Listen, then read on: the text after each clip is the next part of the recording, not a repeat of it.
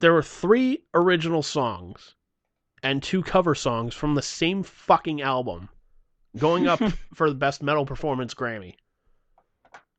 Now, for those that don't know what the... actually, I think I think this Motorhead might have been... this Motorhead song was actually from a couple of years ago, like 2-3 years ago. Unfucking... Really? These fucking... Was that recent? I guess, yeah. Heartbreaker, yeah. That was off an album from 2013. Man. All right. It's one thing to cover a song from, like, a bunch of years ago, but if it was only 2013, man. Yeah, then why wasn't it nominated for a 2014 fucking Grammy? Right. So, okay, so for those that don't know what was nominated for Best Metal Performance, Tenacious D covering The Last in Line for the Ronnie James Dio This Is Your Life album. Mm-hmm. Nothing against Dio. I'm sure it was a great cover and whatnot. I haven't heard it yet. Whatever.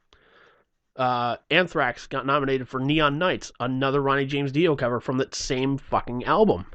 And then the 3 original songs, High Road by Mastodon, which haven't heard Mastodon, so I can't really comment on it. Heartbreaker, again, it came out 2013. And then Slipknot, the Negative One, which is from an album like this past year. So really, you got 2 original songs from this past year. Slipknot, I think, had the #1 album for that. And they get snuffed because the people behind the Grammys are like, oh, Tenacious D, that's perfect.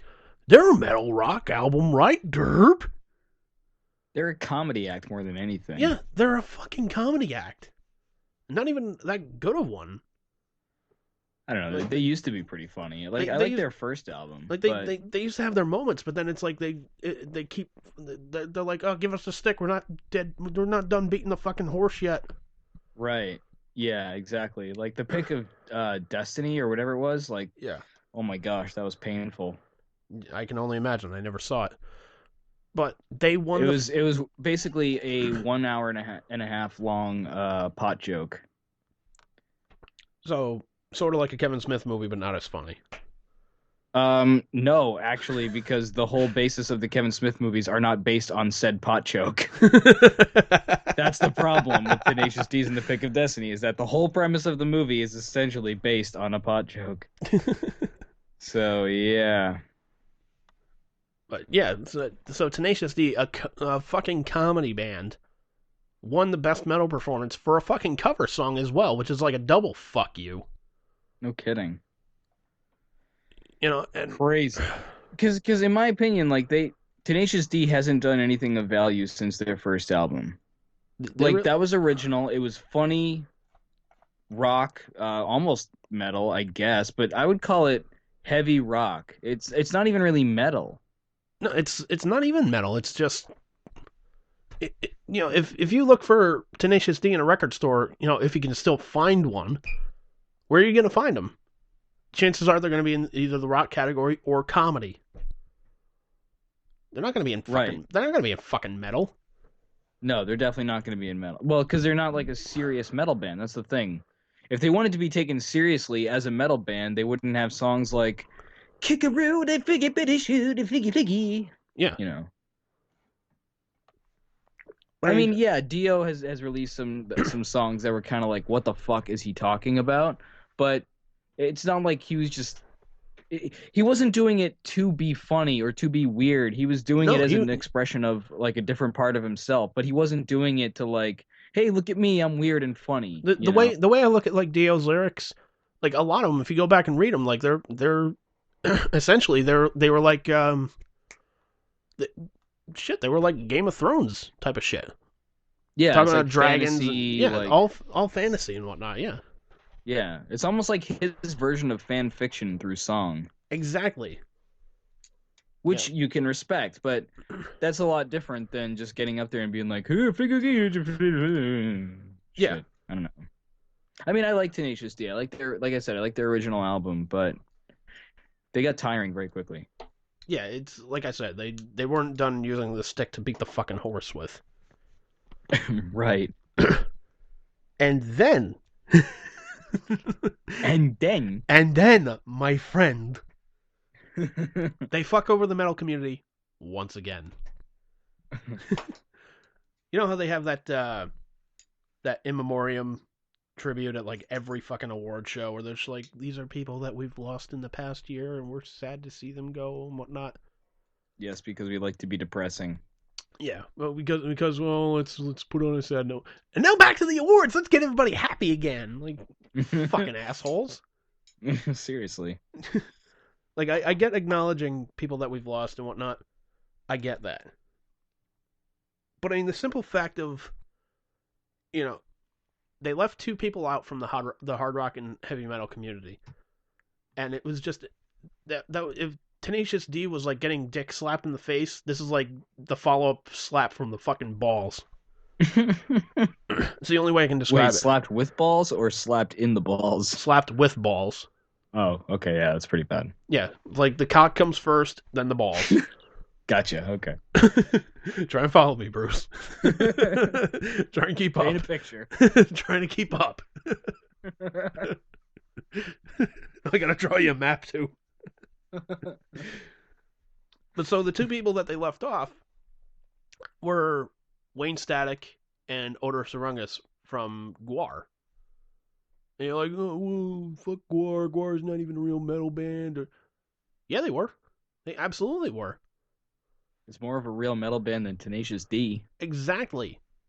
And like, granted, like some of their lyrics were probably funny as hell. Like I was never a Guar fan. Like growing up, like the most Guar exposure I'd ever had in my life was like the Beavis and Butthead video games, and and fucking watching Holliston. That was pretty much it. That's it. But I mean, for the simple fact of leaving out fucking Odorous and Wayne Static, I mean that's a fucking ball slap. Yeah, absolutely. I'm actually on the Wikipedia page for Tenacious D, and they're listed as the first genre is comedy rock. After that, it says heavy metal. Yeah, so they're comedy rock. That's bullshit. Yeah. That's fucking But honestly, bullshit. like, one of the tags here, acoustic rock, even that is more applicable than metal because they play acoustic guitars exclusively. Like, there's no distortion in their sound. That's kind of a staple of metal music. Yeah. It doesn't have to be, but it's kind of a staple of metal. I don't know. Fucking weird. Yeah. So, it's fucking unbelievable here.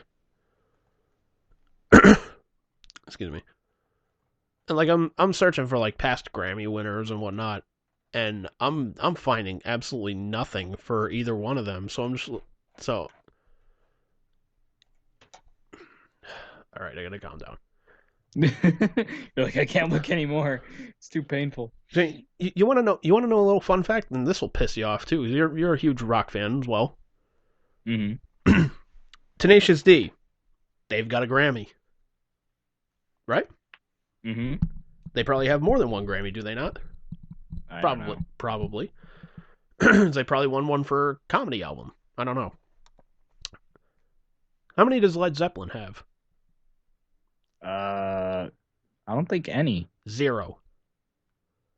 Like, granted, you don't even like Led Zeppelin, and you're defending them. Well, yeah, because they're more fucking rock than Tenacious D. That's true. And you know what? They also got famous for doing covers, kind of. Well, they started out off other people's music.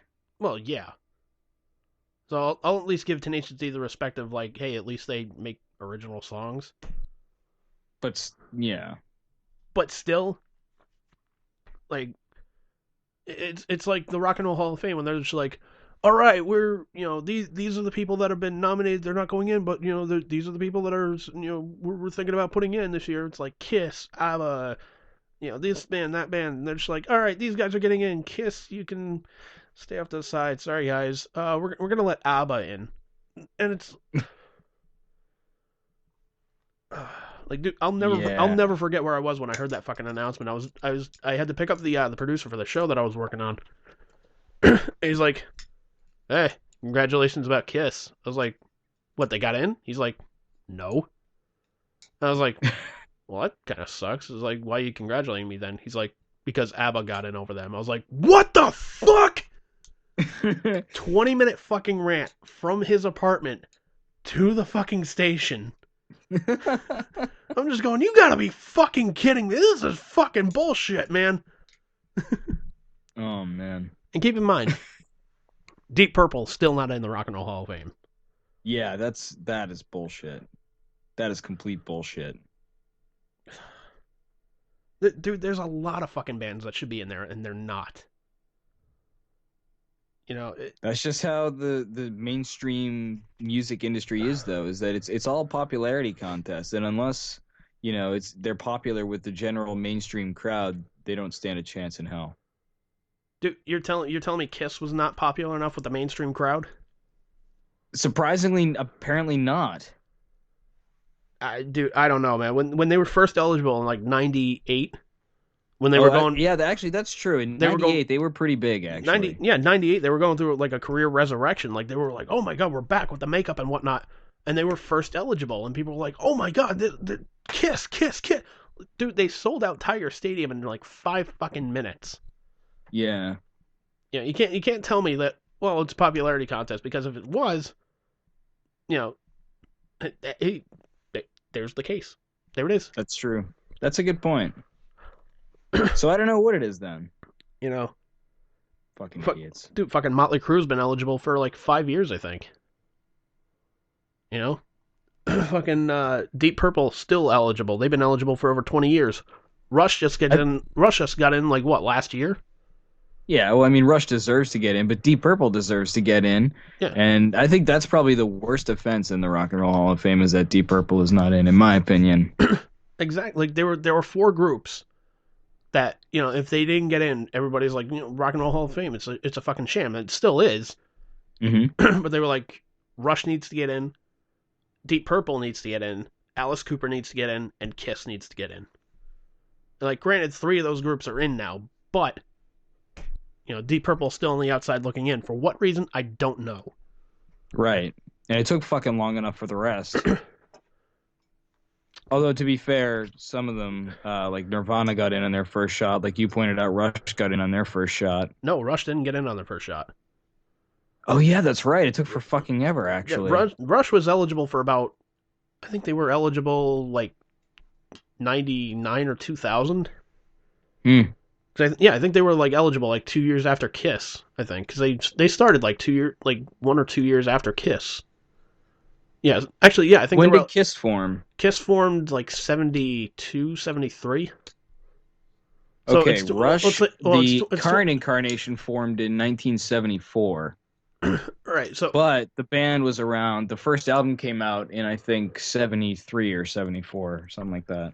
Right. Yeah, so that's right. Yeah, because it's 25 years after your first album.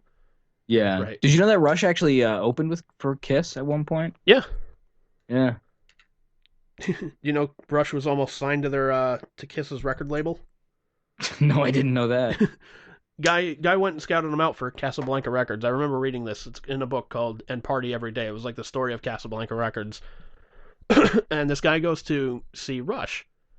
So he calls up his cousin who owns the label, and guy's like, "It's great. How's the band? Should we sign him? What's the deal?"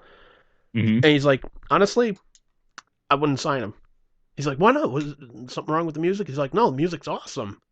He's like, "Well, what's wrong with it?" He's like, "They're fucking ugly." He's like, and to be fair, he's like, the guys in Kiss weren't exactly the best looking, but they at least covered their faces up with makeup, so we could at least get away with that. Yeah, they had something to cover up the problem. But he's like, Rush just, he's like, they were too damn ugly. We couldn't really market them. That's funny. That is, man. It's a saddening thought, though. You kind of think about it. That Tyrese is dead? No, I'm kidding. No, that fucking Justin Bieber might get into the Rock and Roll Hall of Fame before fucking Deep Purple. What? When is he even eligible? Well, let's see. Bieber came out... Fucking... I don't know when his first album came out.